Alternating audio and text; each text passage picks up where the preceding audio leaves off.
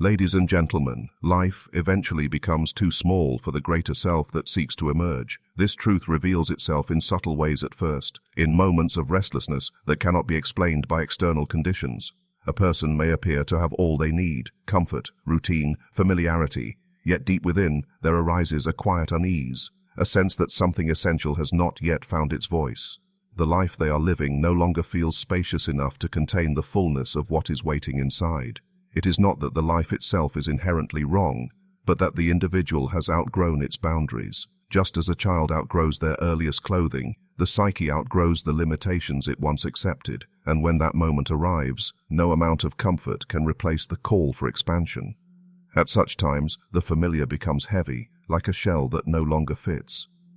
The roles once embraced begin to feel artificial.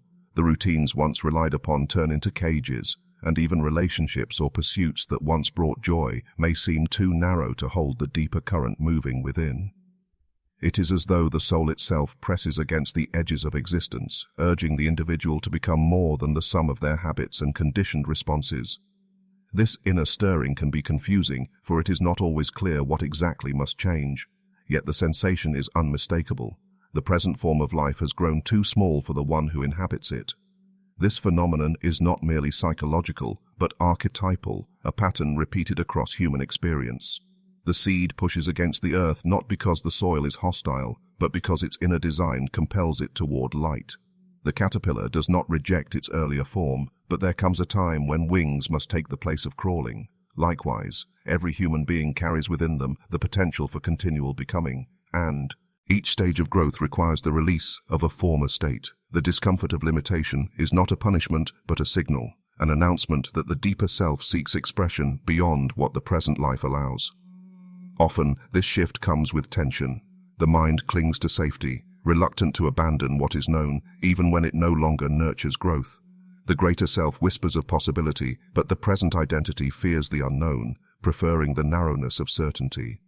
This creates an inner conflict. Part of the individual longs for expansion, while another part resists change. It is within this tension that transformation begins. The smallness of current life becomes unbearable, not to diminish the individual, but to compel them toward greater horizons. When life feels too small, it is not a sign of failure but of readiness. Readiness to move into unfamiliar landscapes, to shed outdated identities, and to trust that the self is capable of more than it once imagined. The dissatisfaction that arises is not ingratitude, but an invitation. It is the psyche signaling that a deeper wholeness is possible, that the structures built in the past must give way to allow something greater to emerge.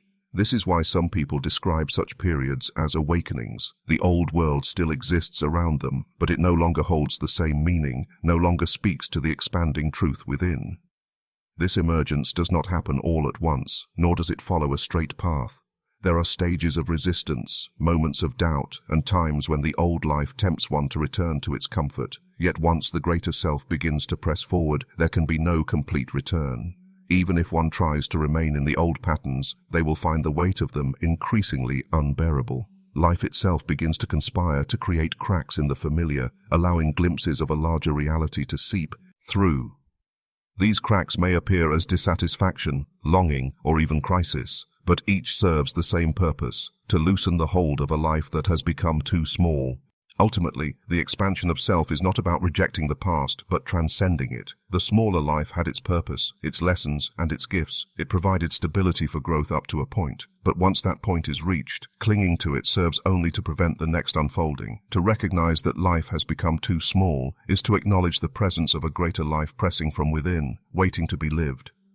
This recognition marks the threshold of transformation, where the individual stands between the comfort of limitation and the vastness of possibility, compelled by the quiet but undeniable truth that the self they are becoming can no longer be contained by the self they once were. Growth requires a conscious choice: remain with safety or step into the unknown. The path of human development is never free of this decision, for every stage of becoming demands that we confront the tension between what is familiar and what is yet unseen. Safety offers comfort, structure, and predictability, while the unknown offers risk, uncertainty, and the possibility of transformation. To grow, one must willingly leave behind the certainty of the old world in order to encounter the potential of the new. This choice is rarely easy, for the mind is deeply attached to stability, even when that stability has become confining.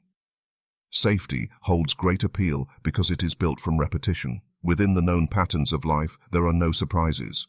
One can anticipate outcomes, rely on habits, and remain in environments that confirm existing beliefs. There is relief in this familiarity. It gives the illusion of control, yet this very control can also limit. When one refuses to move beyond the known, they build walls around themselves that prevent the discovery of greater strength, deeper understanding, and fuller expression. Safety, though comforting, often disguises itself as a cage.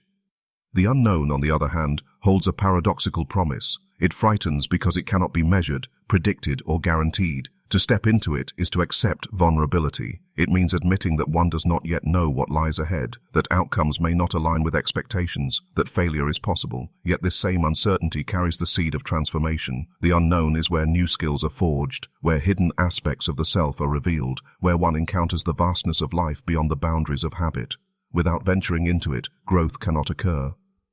This conscious choice, then, is not made once but repeatedly. At every juncture of life, opportunities arise where one must decide, will I remain within the confines of what I already know, or will I risk stepping into a space that demands more of me? This is not simply about external actions, such as changing careers, moving to a new place, or pursuing a different relationship. It is also an inner process. The unknown often appears within as the voice that challenges one's assumptions, the feeling that invites one to let go of an old identity, or the dream that calls for greater courage. Choosing growth means saying yes to that voice, even when the outcome is unclear. The difficulty lies in the dual pull of these two forces. Safety whispers of protection, of staying where the ground is firm, while the unknown whispers of possibility, of becoming more than what has been. Both voices are compelling, but only one leads to expansion. Remaining in safety may preserve stability for a time, but it eventually leads to stagnation, for the self cannot remain static forever. The unknown, though unsettling, awakens potential that otherwise remains dormant. It is in the act of choosing the unknown that one discovers the strength to adapt, the resilience to endure, and the wisdom that comes only through each experience. It is important to see that the unknown is not empty chaos, though it may appear that way at first glance. It is a realm of hidden order, waiting to be uncovered through engagement. Those who step into it often find resources they never knew they had: patience, creativity, courage, and even joy in the face of uncertainty. In contrast, those who cling too tightly to safety often find that their fears grow stronger, for the walls they build to protect themselves also magnify the sense of confinement. The paradox is that true security comes not from avoiding the unknown, but from discovering one's ability to move through it. Growth is not passive. It requires awareness, decision, and commitment. The choice to step into the unknown must be made deliberately, for no one can force transformation upon another. Each person must come to the threshold and decide for themselves whether to remain within safety or to walk into the territory of change. The act of choosing awakens a deeper sense of responsibility, for in that moment the individual recognizes that they are the author of their becoming. To stay with safety is to repeat what has already been lived. To step into the unknown is to allow life to unfold in ways that cannot yet be imagined. In the end, the essence of growth is inseparable from this tension. There will always be the temptation to retreat into the familiar, and there will always be the call to venture beyond it. The conscious choice determines which voice will shape the path ahead. By stepping into the unknown, one does not abandon safety altogether. Rather, one learns to carry safety within as a trust in one's ability to meet whatever arises. This trust becomes the true foundation for growth, for it allows the individual to walk forward with courage, even when the ground ahead has not yet revealed itself.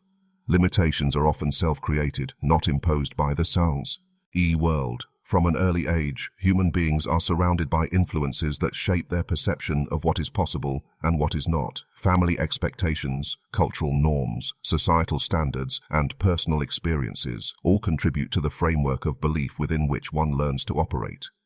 Over time, these beliefs become internalized to such a degree that the individual no longer questions them. They begin to appear as absolute truths rather than constructs. What one sees as an external limitation is often nothing more than an inner boundary drawn long ago, reinforced by repetition, and mistaken for reality itself. A person might believe they are not intelligent enough to pursue a certain path, not creative enough to attempt artistic expression, or not strong enough to face a particular challenge. But where did these convictions originate? Rarely do they emerge from direct encounters with the world. More often, they are the result of past experiences interpreted through the lens of fear, criticism, or comparison. A child who is once told they cannot sing may carry that judgment into adulthood, avoiding any opportunity to discover their true voice. A young person who fails in a first attempt at leadership may decide they are unfit to guide others, never realizing that leadership grows through trial and error. In this way, the limitations that govern adult life are frequently the echoes of earlier moments, frozen in time, yet carried forward as if permanent. These self-created limitations often masquerade as truth. They speak with authority in the mind, repeating phrases like, "This is just the way I am," or "People like me can't achieve that." Yet, when examined closely, these statements lack substance. They are not laws of nature, but assumptions reinforced through habit. The mind, seeking consistency, prefers to remain within familiar patterns, even when those patterns keep one small. Thus, limitations persist not because the world demands them, but because the individual unconsciously consents to them.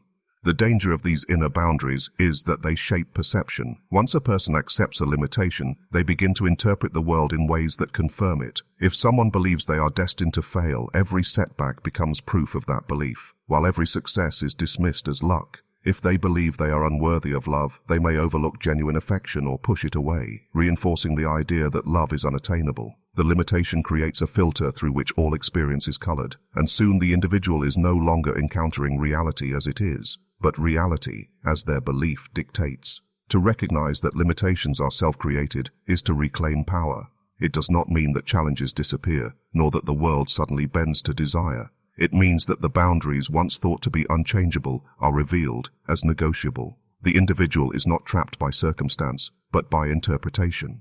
When this realization dawns, new possibilities begin to appear. The very act of questioning a limitation loosens its hold, asking, "Is this truly impossible, or have I only assumed it to be?" opens space for growth. It is also worth noting that the self does not create limitations out of malice. Often, they are formed as protections. The psyche, seeking safety, draws boundaries to shield against pain or rejection. The child who avoids speaking up in class after being ridiculed is not weak, but attempting to protect themselves from further harm. The adult who avoids risk after failure is not lazy, but guarding against disappointment. These strategies make sense in the moment, but when carried forward indefinitely, they prevent the emergence of greater strength. What once served as protection becomes a prison. In truth, the world is expansive, offering more possibilities than any single individual can ever explore.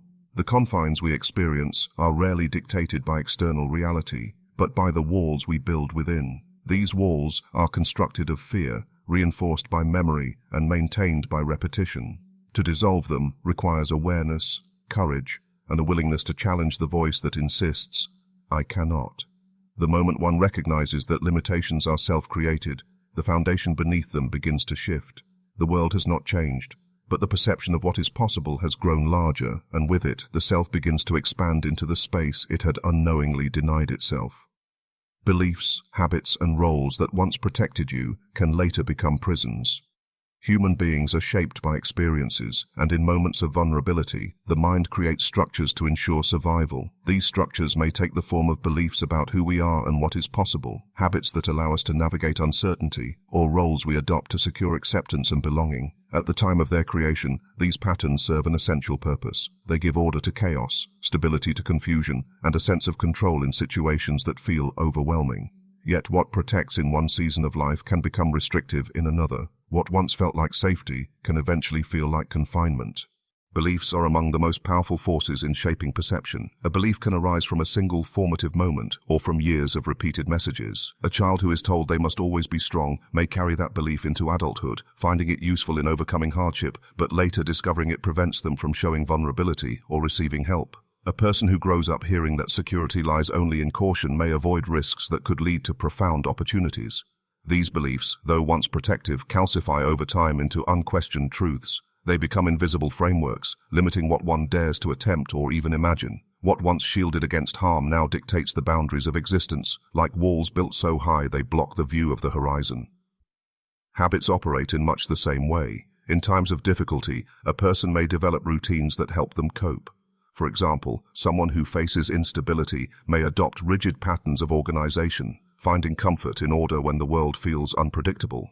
Another may turn to distraction or withdrawal as a way to manage stress. These habits at first provide balance and reassurance, but as the years pass, the same routines can become unconscious rituals that prevent flexibility, growth, or connection. The one who relied on order becomes unable to embrace spontaneity. The one who sought escape through withdrawal may find themselves isolated, unable to engage with life fully. What began as coping mechanisms quietly transform into limitations, narrowing the possibilities of experience.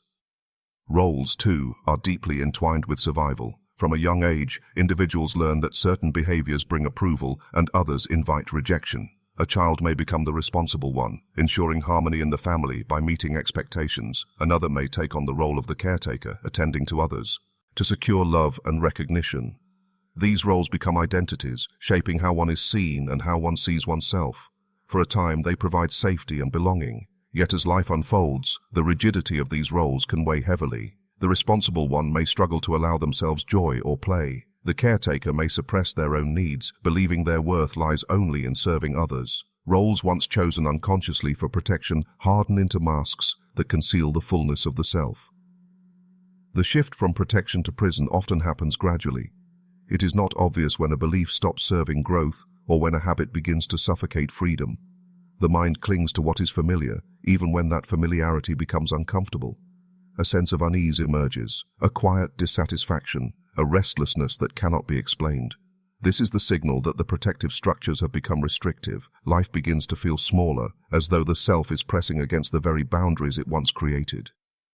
The tragedy is not in having built these patterns, but in mistaking them for permanent truths. To recognize them for what they are, adaptive responses to past conditions, allows one to step outside their hold.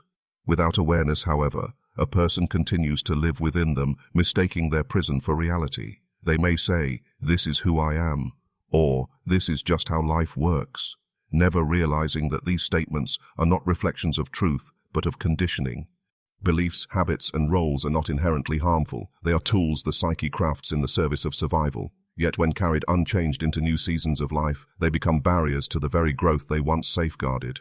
What protected the child may stifle the adult. What preserves stability in hardship may restrict expansion in times of opportunity. The prisons are not physical, but psychological, structures so familiar they feel invisible until one dares to question them. It is in this questioning that the first cracks appear, allowing light to enter and reveal the possibility of freedom beyond the walls. Transformation demands surrender of old forms and outdated self-images. Every stage of human development carries with it certain identities, patterns, and ways of perceiving the world. These forms are not meaningless. They serve as scaffolding that supports growth at particular moments. They provide shape and direction to one's sense of self, allowing the individual to operate within a structure of meaning.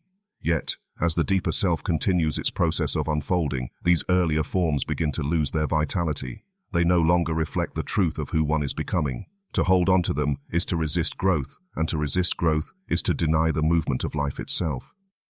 Old forms manifest in many ways: the image of oneself as incapable, the role once adopted to gain acceptance, the belief that identity is fixed and final. They appear as inner voices that insist, "This is who you are and who you will always be." For a time, these voices may have provided safety. They offered coherence when life seemed uncertain, and in their own way, they protected the fragile self. But transformation requires stepping beyond these protective images, shedding them in the way a snake sheds its skin. The skin once served a purpose, but once outgrown, it becomes constricting. Outdated self-images often carry an emotional charge because they are linked to memories, relationships, and past struggles. A person may cling to the image of being the strong one who never falters, because this was the identity that earned them respect. Another may hold tightly to the image of being the outsider, because this identity provided a way to make sense of exclusion. To release these images can feel like betrayal, as if one is abandoning the very parts of themselves that carried them through life's challenges. Yet transformation is not about rejecting the past, but allowing it to be integrated and transcended. The self-image that once defined survival must eventually yield to a larger, more fluid sense of identity. This surrender is rarely comfortable. It often feels like disorientation, as though the ground beneath has been removed. Without the familiar image to cling to, one may feel uncertain, vulnerable, or exposed. But it is precisely within this vulnerability that transformation takes root. The dissolving of the old identity creates space for a more authentic self to emerge, one that is not bound by outdated definitions but open to new expressions of being. The discomfort is a sign that the psyche is reorganizing itself, breaking apart rigid structures to allow for greater wholeness. Transformation is not merely an intellectual process, it is lived and embodied. Old forms may show up in habitual ways of speaking, in emotional responses, in choices made without reflection. To surrender them requires awareness, patience, and the willingness to face discomfort. It means recognizing when an outdated self-image is shaping behavior and choosing not to be governed by it. Each time this recognition occurs, the hold of the old form weakens. Slowly, the individual loosens their identification with the image and begins to inhabit a larger reality. The process is much like death and rebirth. The old form must die so that the new can be born. This does not mean erasing what came before, but allowing it to serve as a foundation rather than a prison. Just as the caterpillar must dissolve within the cocoon before it can emerge as a butterfly, the self must allow its outdated structures to break apart. The loss of the familiar is the gateway to transformation. In surrendering outdated self-images, the individual learns a deeper truth. Identity is not fixed but fluid. It is a living process, constantly reshaped by growth, experience, and the unfolding of inner potential. The willingness to let go of old forms is what allows life to continually renew itself.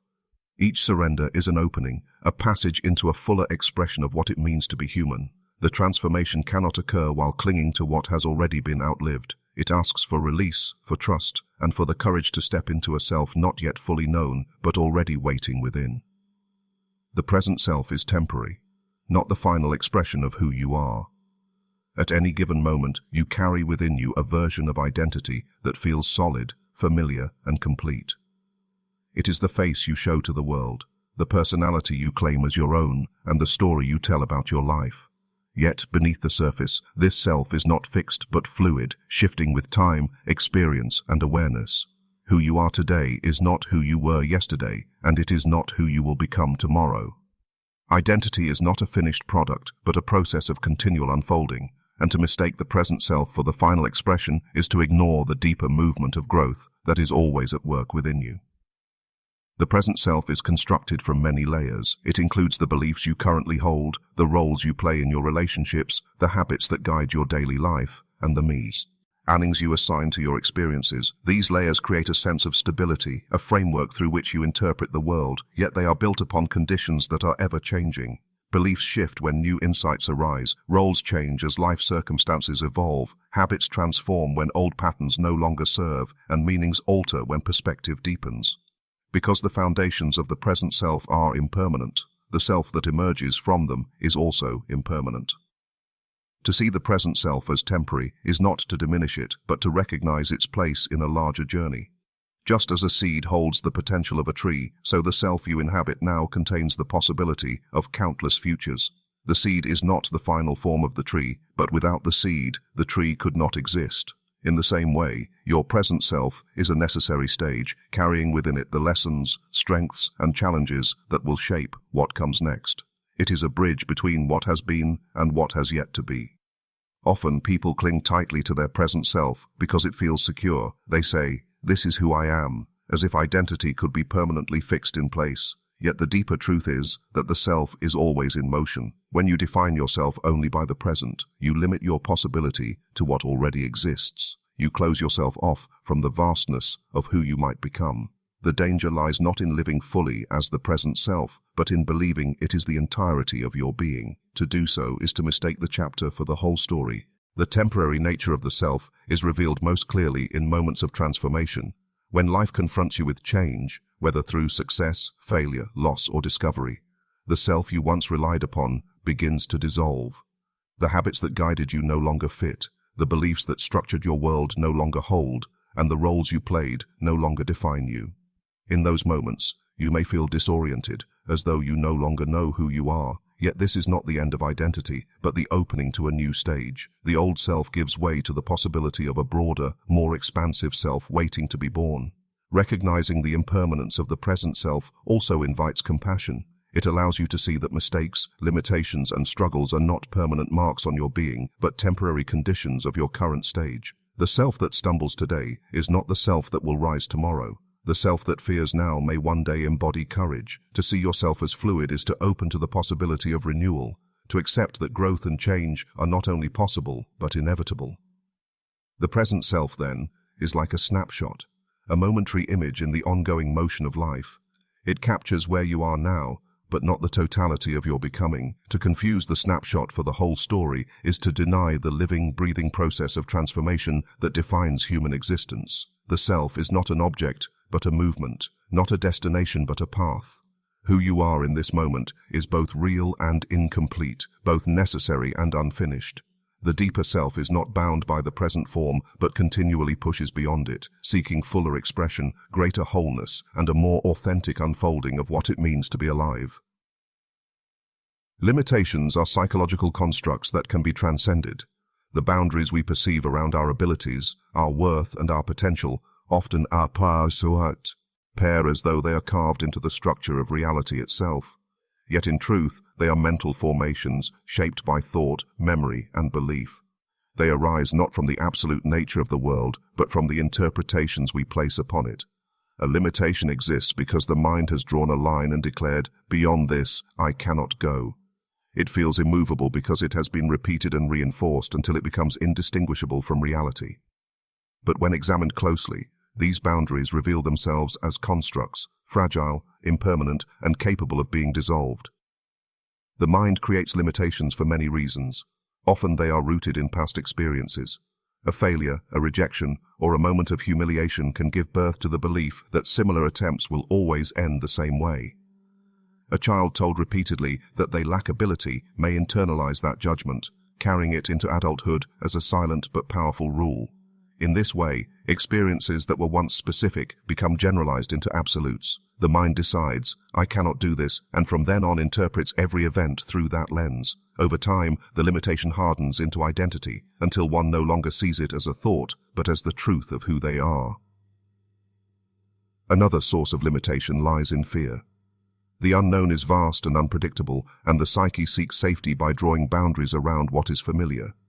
Limiting beliefs, though restrictive, offer the illusion of control. By telling oneself that certain paths are impossible, the individual avoids the risk of failure, disappointment, or exposure. The limitation serves as a protective mechanism, keeping the self within a defined territory where danger seems less threatening. Yet what begins as protection becomes confinement, preventing the discovery of capacities that lie dormant, waiting to be awakened by challenge. Social conditioning also plays a powerful role. Cultures, families, and communities establish norms about what is acceptable, who can achieve what, and where boundaries must be drawn. These external messages shape the internal landscape, persuading individuals to adopt limitations that align with collective expectations. Someone raised in an environment that values conformity may come to believe that originality is dangerous. Another raised under constant comparison may accept the notion that they will never measure up. These messages are absorbed unconsciously, becoming part of the architecture of the psyche. The result is a set of limitations that feel personal, but are in fact inherited. What makes these constructs so persuasive is the way they shape perception. Once a limitation is accepted, the mind filters experience to confirm it. Evidence that supports the limitation is magnified, while evidence that contradicts it is dismissed. If a person believes they are incapable of leadership, they will interpret hesitation as proof, but they may ignore moments when they naturally guide others. If they believe they lack creativity, they will dismiss small acts of imagination as meaningless, while fixating on the times they felt uninspired. The limitation becomes a lens through which all of life is viewed, creating a self-fulfilling cycle. Yet despite their power, limitations are not permanent. Because they are constructed by the mind, they can be deconstructed by awareness. To question a limitation is to loosen its grip. The moment one asks, "Is this truly who I am, or is it a belief I have carried?" a crack forms in the structure. Through reflection, experimentation, and courage, the boundaries of possibility begin to expand. What once felt impossible can become attainable, not because the world has changed, but because perception has, transcending psychological construct.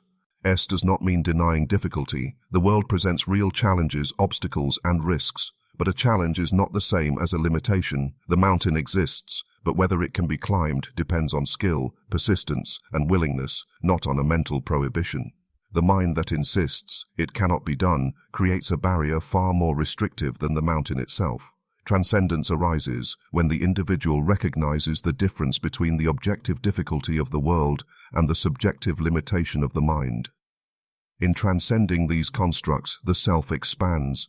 The boundaries that once defined identity begin to dissolve, revealing new aspects of strength, creativity, and resilience. Each time a limitation is overcome, the psyche learns that its own walls are negotiable, that what once felt final was only temporary. This realization creates momentum, encouraging further exploration beyond what was once thought possible. Life opens outward, not because external conditions have fundamentally shifted, but because the mind has relinquished its imagined chains. Limitations are real only to the extent that they are believed. When belief changes, so too does possibility. They are constructs, not destiny, and the human spirit possesses within it the capacity to move beyond them. What confines today can be transcended tomorrow, for the self is larger than any image it holds of itself, and the mind that builds boundaries also holds the power to dismantle them. Like a seed breaking its shell, growth often feels like loss, but is the path to life. The seed, while it remains whole, appears complete in itself. It is safe, enclosed, and unbroken. Yet that safety is an illusion, because the seed's purpose is not to remain contained, but to open, to rupture, to surrender its old form so that something greater may emerge. In the moment of breaking, it seems as though the seed is being destroyed, but in truth, it is being fulfilled. What looks like loss is only the gateway through which life advances into a higher form of being. Human growth follows the same law. The structures that once gave stability eventually become too confining. Beliefs, identities, and habits that protected us in earlier stages of life can begin to feel like walls closing in around us. To outgrow them requires a breaking, a disruption of the familiar pattern. This rupture can feel painful because it strips away certainty and identity. It forces us to abandon the comfort of what we have known. Just as the seed cannot remain whole if it wishes to sprout, the self cannot cling to old forms if it wishes to evolve. In the breaking, there is always an experience of loss. Something familiar must be surrendered. It may be a belief about who we are, a relationship that no longer supports our becoming, or a way of life that once seemed permanent. At first, this loss can appear as destruction, a tearing away of stability. Yet within this loss lies the secret of transformation. The shell must crack, not because it is wrong, but because it has served its purpose. Its role was to protect until the time of growth arrived, and once that time comes, clinging to the shell becomes a betrayal of life itself. The process of growth, therefore, often feels like contradiction. On the surface, something is being undone. Beneath the surface, something greater is unfolding. The discomfort sounds. Of change is the outer sign of an inner expansion. When we shed an identity, we are not becoming less, but making space for a larger self to emerge. When we release a limitation, we are not emptying life of meaning, but opening it to a deeper fullness. The loss is real, but it is also the proof that life is moving forward. Consider how many resist this process because the pain of breaking feels intolerable. They cling to the shell long after it has become too small, preferring safety to the risk of becoming. Yet in doing so, they deny themselves the fullness of life. The seed that refuses to break never becomes a tree.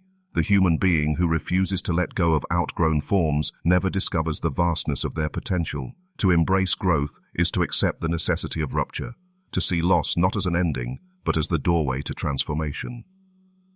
The path of life demands courage because the breaking cannot be avoided. Every stage of development carries within it the necessity of surrender. Childhood must be released for maturity, certainty for wisdom, old identities for new possibilities. Each breaking feels like death, yet each breaking is also a birth. What appears to be the end of one existence is in truth the beginning of another, richer and more expansive. The paradox is that the very pain we resist is the sign that something greater is awakening. Just as the seed's shell splits because of the life force pressing outward, so too the human spirit presses against the boundaries of the self. The discomfort is not proof that something is wrong, but proof that something alive is demanding to emerge. To trust this process is to align with the deeper rhythm of life, a rhythm that constantly calls us to release what is small in order to embrace what is vast. In this way, growth reveals itself not as destruction, but as fulfillment. The shell was never meant to last forever. It was meant to serve until it could be transcended. What feels like loss is simply the shedding of what no longer serves. Each breaking leads to new ground, new depth, new possibility. And though the process carries the ache of surrender, it is in that very surrender that life finds its way into greater wholeness. Growth is always a breaking, and breaking is always a becoming. The seed must lose its form to reveal its life, and so must we. What we release is never lost, but transformed into the soil of a richer existence. The path may feel like loss, but it is in truth the only path by which life continues to expand. Comfort zones give stability, but prevent unfolding into true potential.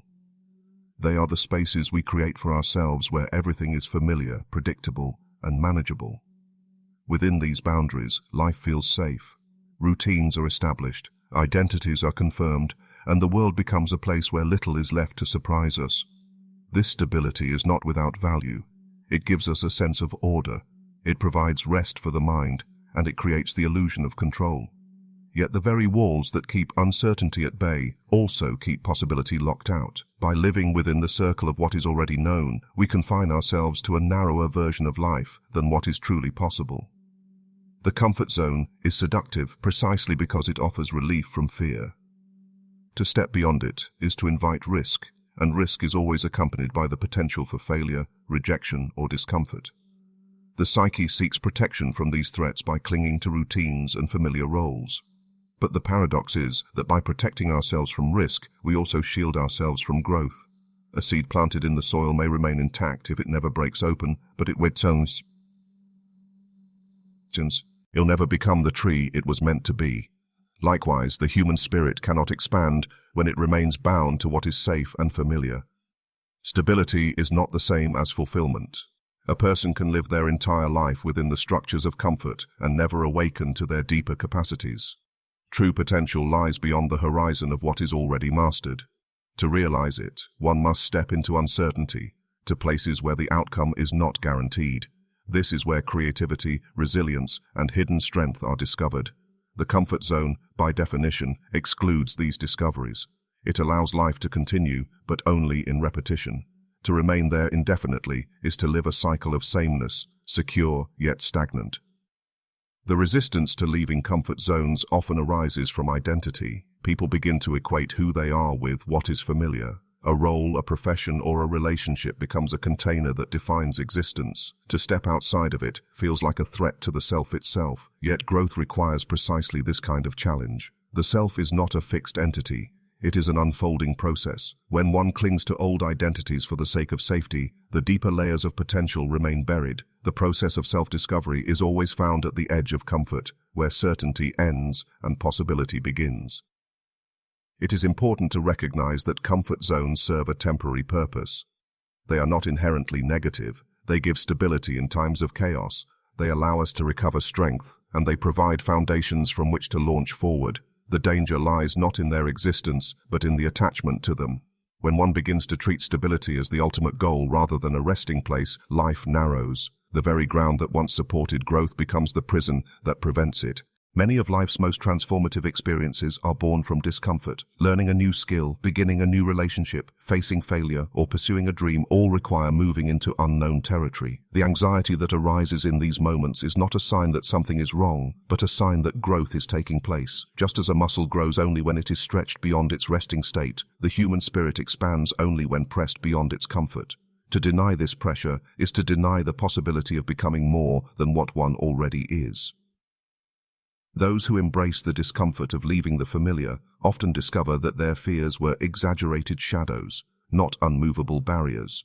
What once felt impossible becomes manageable, and what once seemed terrifying becomes natural. The comfort zone, when expanded through courage, becomes a wider field of possibility. Yet the process never ends. Each new level of potential achieved eventually becomes another comfort zone, and the cycle begins again. Stability returns, and with it comes the new choice: remain here or step further. Thus, comfort zones reveal the dual nature of stability. They provide rest, safety, and structure, but they also conceal the deeper horizons of potential that exist only in the unfamiliar. To live entirely within them is to exchange growth for security, expansion for repetition. The human spirit is called not to remain within the circle of the known, but to continually press against its boundaries to discover what lies beyond the walls of safety. Only in this movement into uncertainty does true potential unfold, for it is there that we find the greater capacities hidden within us, waiting to be lived. True becoming requires letting go of loyalty to present limitations. The self as it is now is only a fragment, a temporary formation shaped by past experiences, cultural conditioning, and the stories one has told about what is possible. To remain loyal to these limitations is to mistake the shell for the essence, to confuse the current state with the final expression of being. Every person carries within them possibilities that are larger than what they now live. Yet those possibilities can only unfold if the old boundaries are surrendered. The mind often clings to its limits, not because they are true, but because they are familiar. They provide a sense of safety, an identity to hold on to, even when that identity is small. But loyalty to such limitations is a form of self-betrayal, for it keeps the greater self imprisoned within the narrow frame of what has already been defined. The difficulty arises because limitations are not always experienced as external walls. They often appear as the very fabric of the self. A belief such as, "I am not capable," "I cannot achieve that," or "people like me are not meant for this," does not feel like a choice but a truth. It is carried like a second skin, so close to awareness that one forgets it was ever adopted.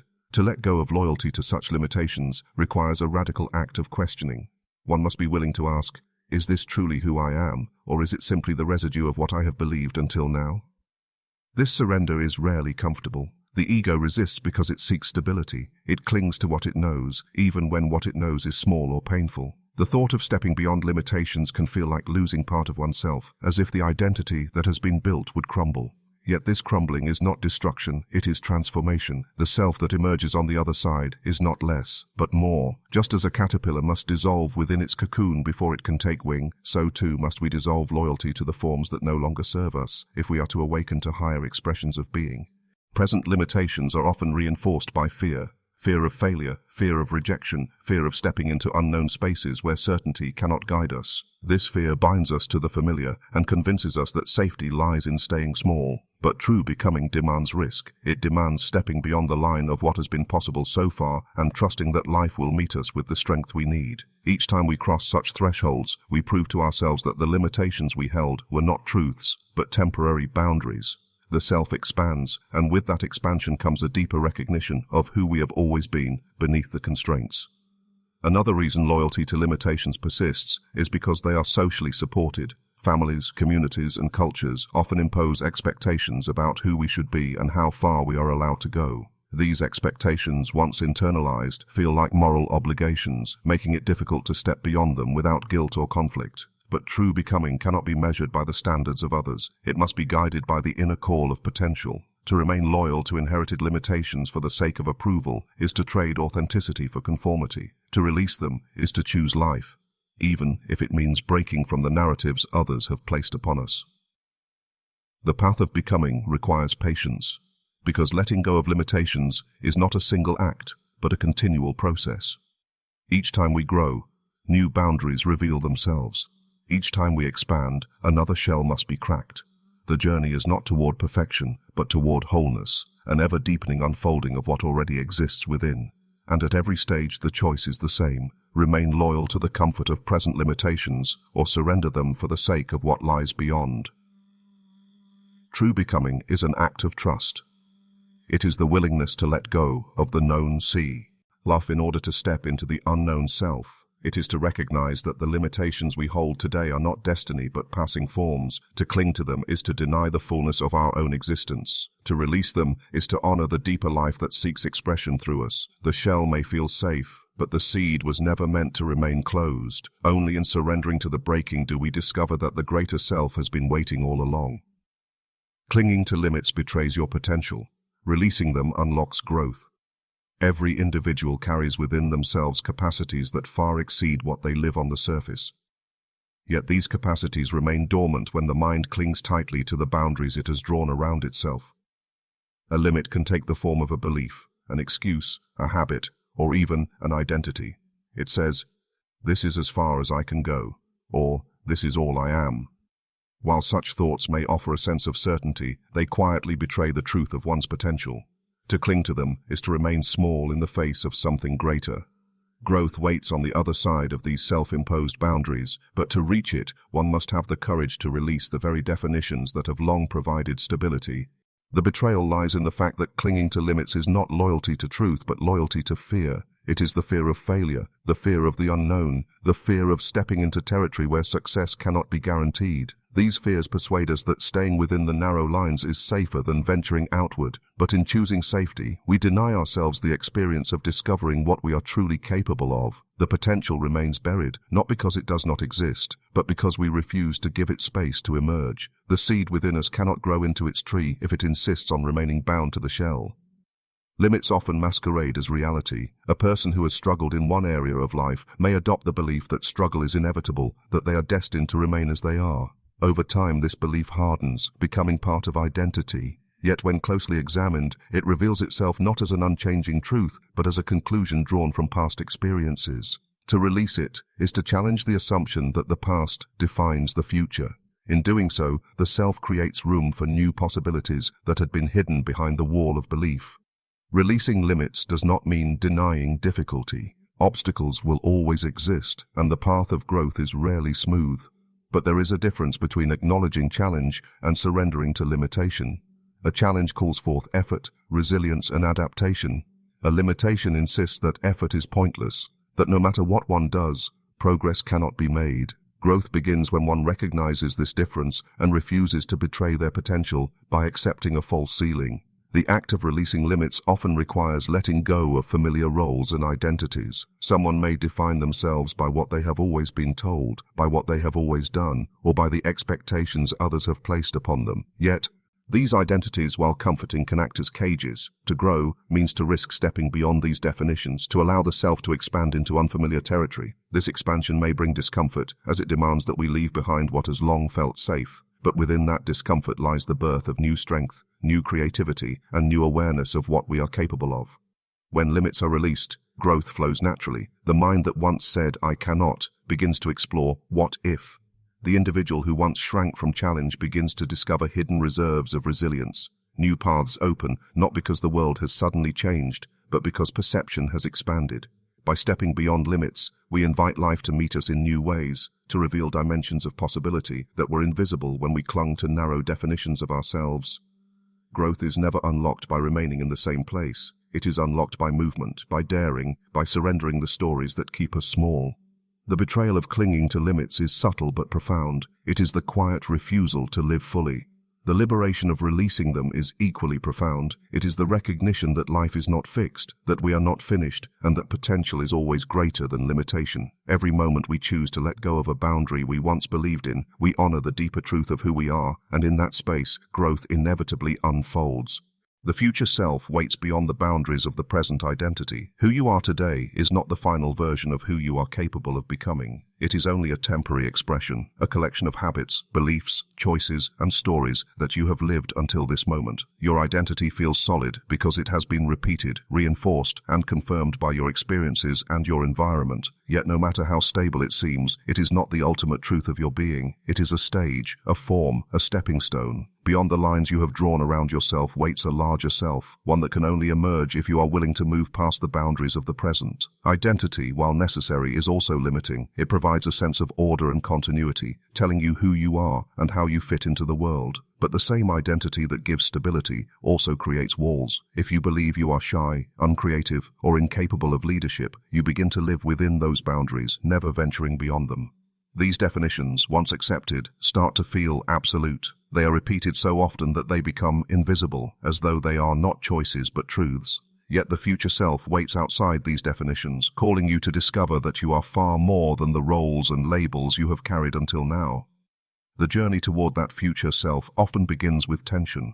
A part of you feels restless within the current boundaries, sensing that there is something more. You may not know what it looks like, but you feel the weight of limitation pressing in. This restlessness is the sign that identity is too small for the potential trying to emerge. The self longs for expansion, for a new way of being that cannot be contained within the old definitions.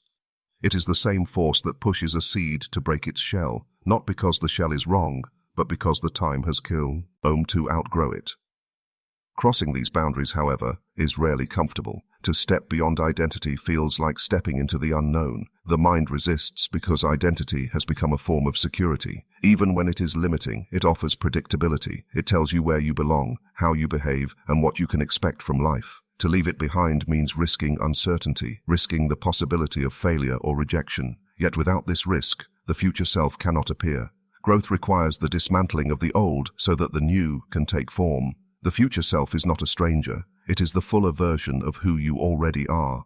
It carries the strengths, talents, and capacities that may not yet be visible but are latent within you. When you move beyond the present identity, you discover aspects of yourself that were hidden by old stories. Perhaps you thought you lacked creativity, only to find that creativity blooms when you allow yourself to explore without judgment. Perhaps you believed you were weak, only to find resilience rising in you when you face challenges you once avoided.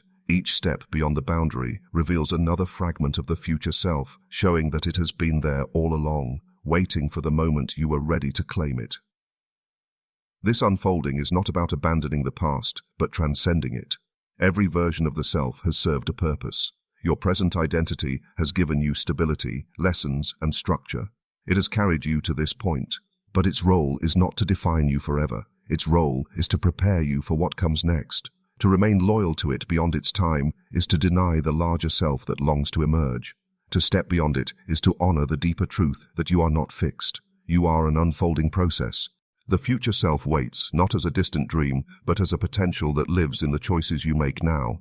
Every time you challenge a limitation, every time you question an old belief, every time you act with courage in the face of fear, you take a step beyond the present identity, and with each step, the boundary expands. What once felt impossible becomes natural. What once felt foreign becomes familiar.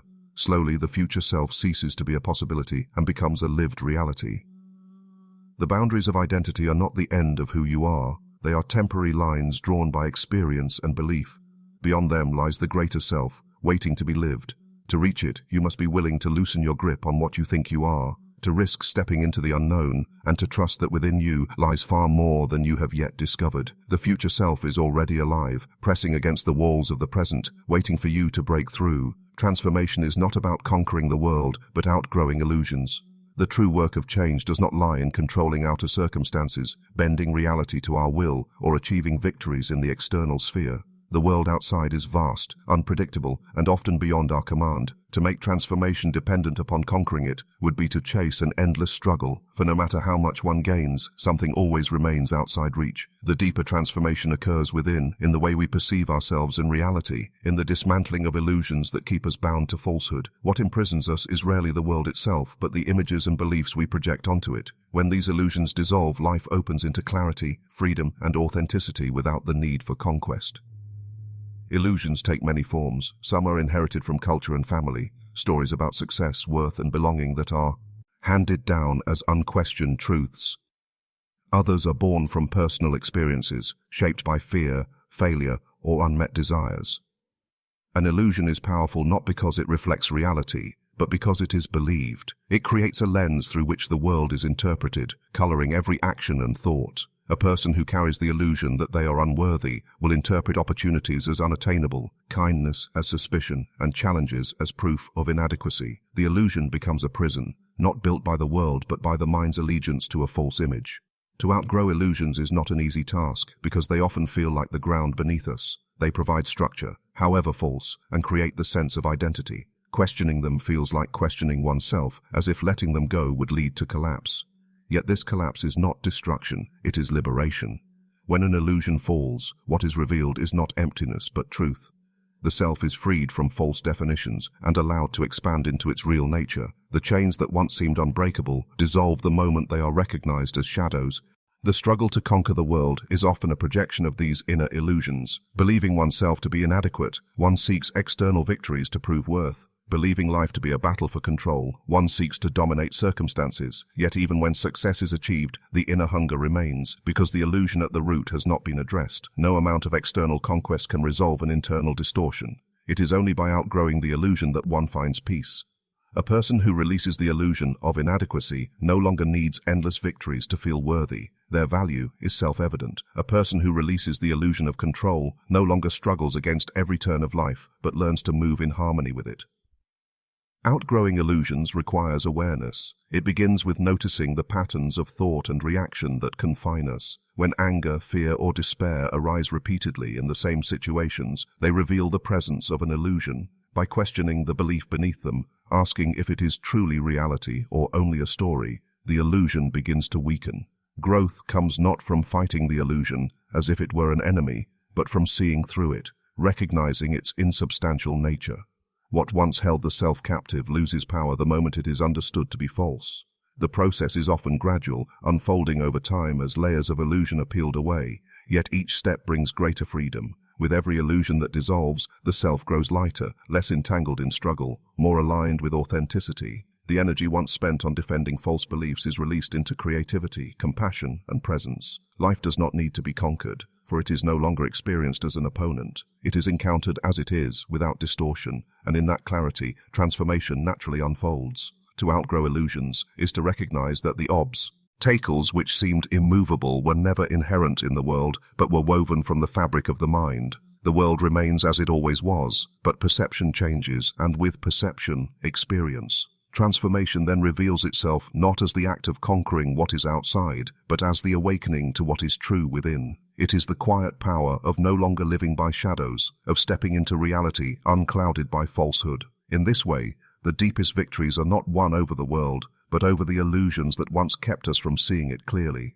The path to wholeness lies in breaking free from the stories that keep you small. Each person carries within them a collection of stories, narratives about who they are, what they can achieve, and where their place in the world is. These stories are not written in stone, but are woven from experiences, cultural voices, and the silent expectations absorbed from family, society, and even past failures. They become the silent framework through which reality is interpreted.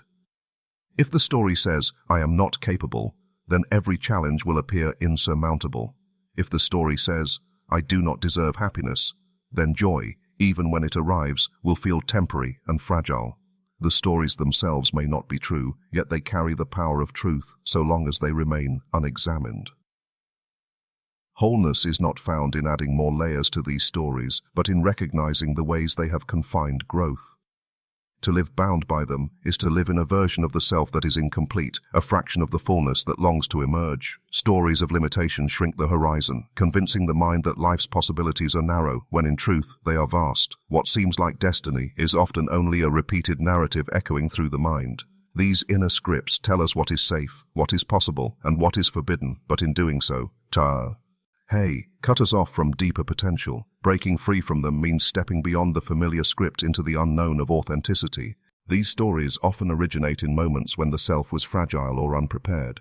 A child told they were not good enough may grow into an adult who feels undeserving of success. A moment of failure may harden into a lifelong identity of inadequacy. Even stories of protection can later become cages. Being praised for always being strong may lead someone to hide their vulnerability, cutting them off from real intimacy. In this way, stories once meant to shield the self from pain evolve into prisons that prevent growth. The irony is that what once gave stability becomes the very thing that prevents expansion. To walk the path to wholeness, one must first bring awareness to these inherited and self-constructed narratives. Awareness reveals that they are not absolute truths, but conditioned perspectives.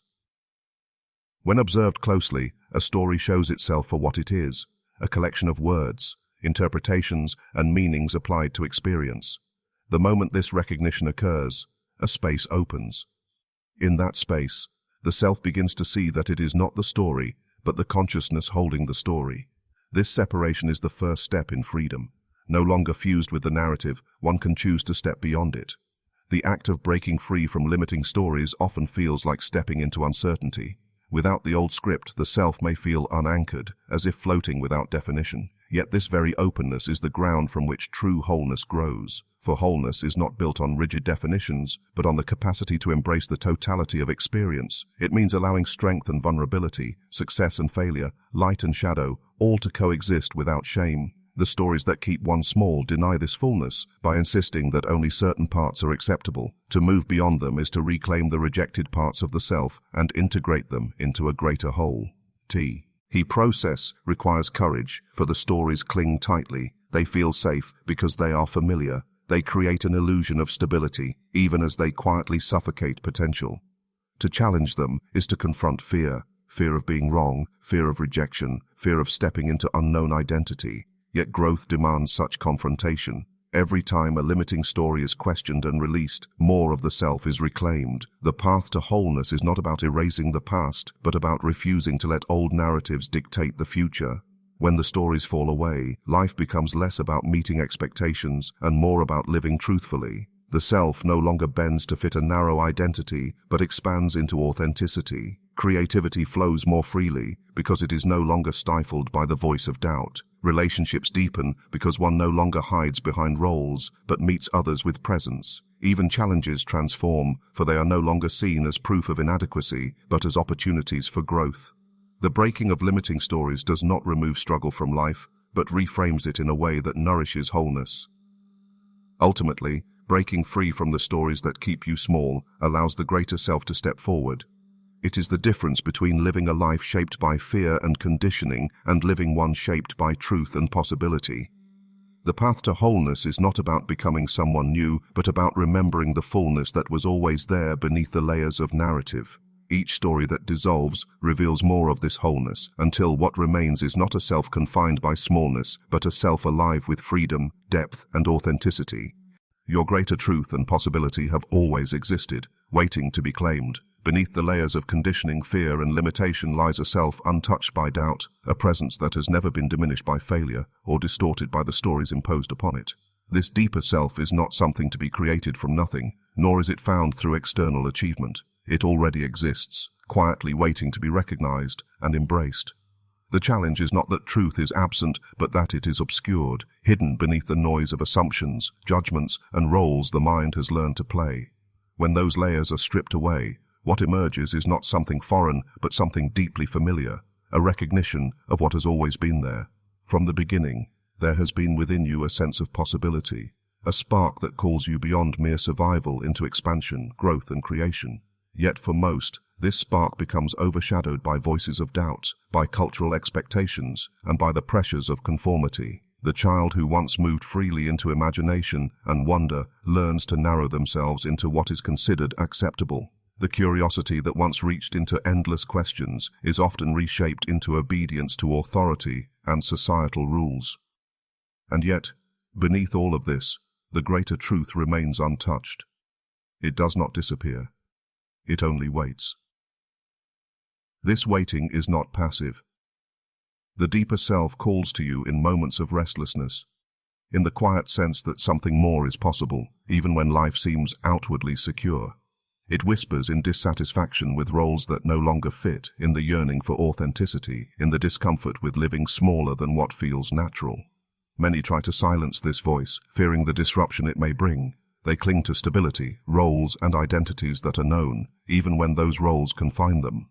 But the truth, Carl, will not be silenced forever. It continually presses against the walls of limitation, asking to be claimed. To claim this greater truth does not mean to become someone entirely different. Rather, it is the unveiling of what you have always been beneath the surface. It means acknowledging that the definitions you have lived under, your limitations, fears, and failures, are not the final measure of who you are. You are more than the story of your past, more than the opinions of others, more than the roles you have performed. The greater self is not waiting to be earned, it is waiting to be seen. The process of claiming it often begins with a shift in awareness. Instead of asking, "What must I become to prove myself?" the question becomes, "What illusions must I release to see myself clearly?"